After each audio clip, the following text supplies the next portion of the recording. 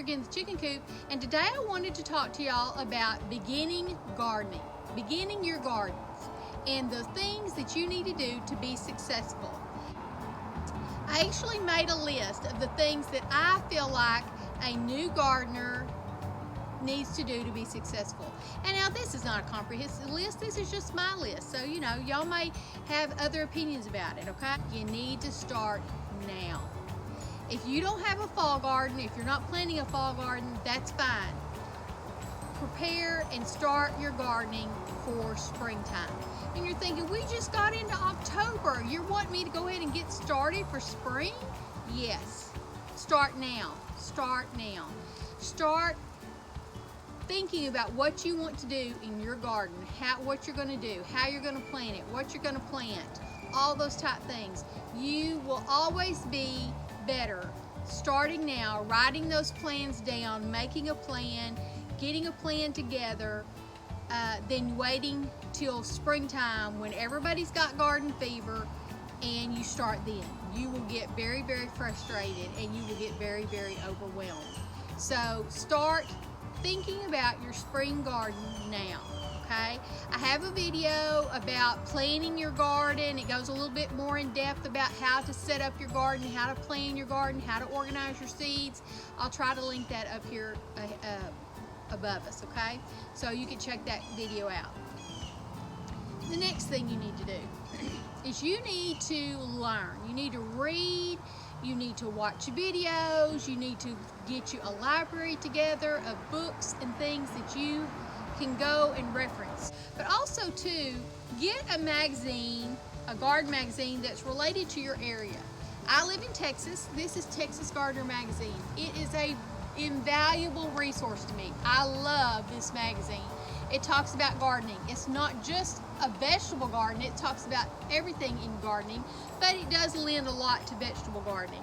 And it also breaks down Texas into 5 zones, and it tells you about each one of our zones. Now Texas is a little bit different than a lot of states because it's so big. It has lots of different areas that have totally completely different weather patterns. So this magazine talks about that, and it helps you, for us here in Texas, to be a more successful gardener by our zones. And I don't know if there's other magazines for your states, but that would be something to look into. This is a wonderful magazine and a wonderful resource for me.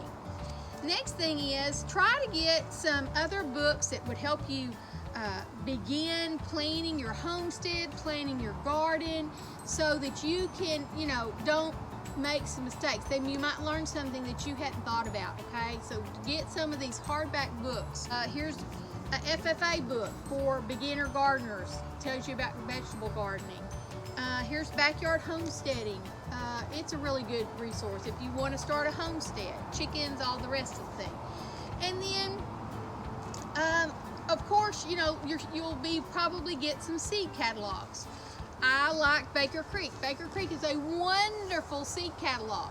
I just did a video on Little Shop of Seeds. That's a good resource for seeds. But also too, when you look at some of these magazines, this Baker Creek has a beautiful magazine, but it can be a little overwhelming as a new gardener because you just want to plant everything. You want to do it all, and you cannot do it all. So sometimes something like this can be just a little bit overwhelming for a brand new gardener. Also too, plug into a resource, your county extension agent. In Texas, we have county extension agents. They're a great source of information, and you could even take some classes usually from there, or your local junior college might offer some classes.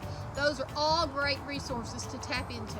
I'm a master gardener, so I've gone through the master gardener's class through the Texas Extension Agent, and that was a wonderful thing for me. I learned so much about all sorts of different things about gardening through that class. By starting now, you will kind of start already thinking about the things that you need to prepare for your garden for springtime. So start preparing the organization of your garden. What are you going to grow? If you need to do some raised beds, you need to start building raised beds. If you are going to do the container garden like I do, getting your containers together.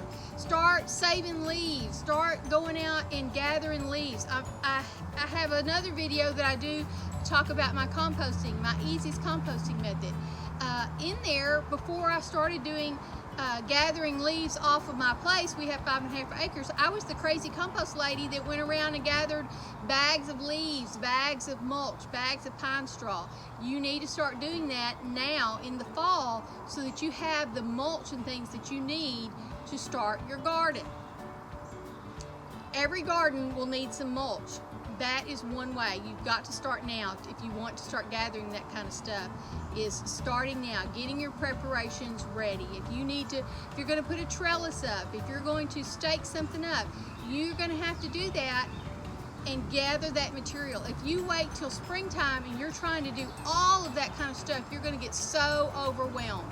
So if you start now in this pretty weather of fall and kind of start preparing your garden, you will be a lot more successful. That's what I did when I started my garden, is I started getting all my tubs ready in fall. I got them all prepared and ready for fall so that when springtime came, I was ready to plant in my garden. The fourth thing you need to do is start small. I know when you see this book, you're gonna think, oh, that's so cool, I need to grow that. Oh, that's so cool, I need to grow that. Oh, that's so cool, I need to grow that.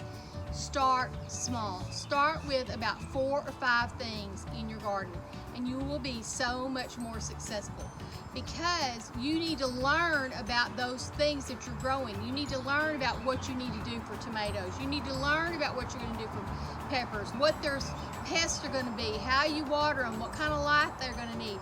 If you tried to grow tomatoes, peppers, green beans, onions, parsley, broccoli, peas, cucumbers,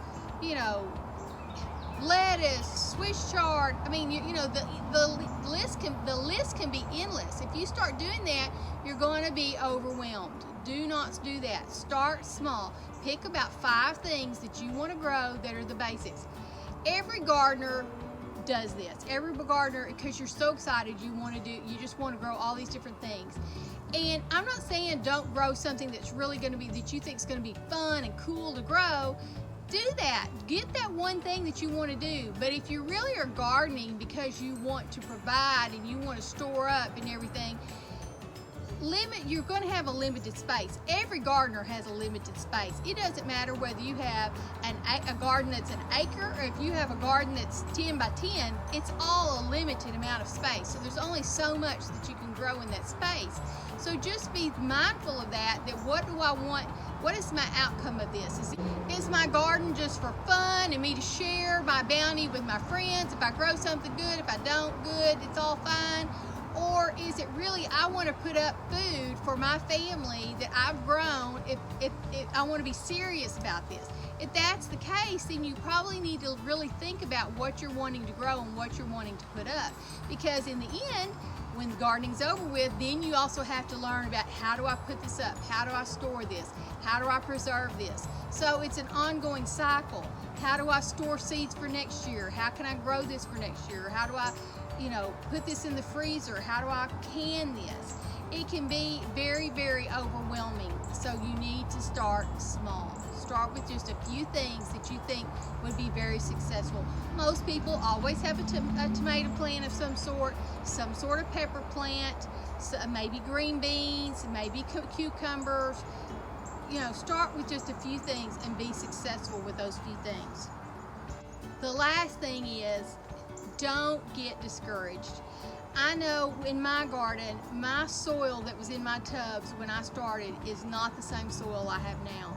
It's been years of developing, years of adding compost to it, years of doing things. My first few gardens had lots of weeds. Now I have weeds. I'm not saying I don't have weeds, but when I go to get them out, they just pull up like that. They're just easy. I'm not having to dig and pull and it's just covered in weeds. And even if you had an in-ground garden, if you plowed that new garden up and you haven't prepared that soil for some sort of weed prevention, the weeds are going to take over, and it's very disheartening to have all those weeds, and you've worked so hard and you had that pretty little picturesque little plowed up little garden, and now it's full of weeds and you just get very, very overwhelmed. So it takes some time, it takes some preparation. So don't get discouraged. Gardening should be fun. So have fun with your gardening by meeting people and getting on YouTube and going to your local farmers market and asking them questions. You'll meet so many nice people. You'll meet and get to know so many people and have very, very good relationships and friends with them. When I took my course with the Master Gardeners group, I developed so many friendships and people that had the same interests that I do. Some of them may not cared about gardening, but they liked propagation, they liked seed starting, they liked all sorts of different things. But we all had that common camaraderie of taking a class together. I'm a member of my garden club. Join your garden club. Join your Master Gardeners. Have a circle of people that you can call and talk to and visit with. Go see their gardens. Go visit other people's gardens. It is so much fun. Gardening can be a very, very fun activity and very rewarding and healthy for you by just the activity that you have in it and also what you grow. So those are my tips to all of y'all as a new gardener from the chicken coop. So get prepared for that garden for spring, and if you like my channel, please like and subscribe and share it with your friends. Thanks for watching. I'll talk to y'all later. Bye bye.